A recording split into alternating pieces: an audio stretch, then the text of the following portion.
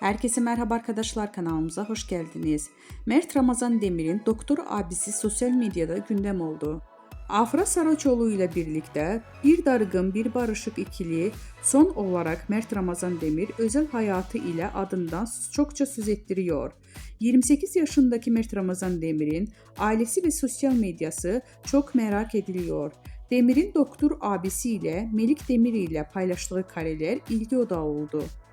Afra Saraçoğlu ile yaşadığı çalkantılı aşkla gündeme düşen Mert Ramazan Demir, özel hayatı kadar ailesi de merak konusu. Ünlü oyuncunun doktor abisi Melik Demir ile verdiği pozlar sosyal medyanın ilgi odağı oldu. Son dönemde en konuşulan çiftlerden biri olan ünlü oyuncuların dizi ile birlikte ilişkileri de bitti.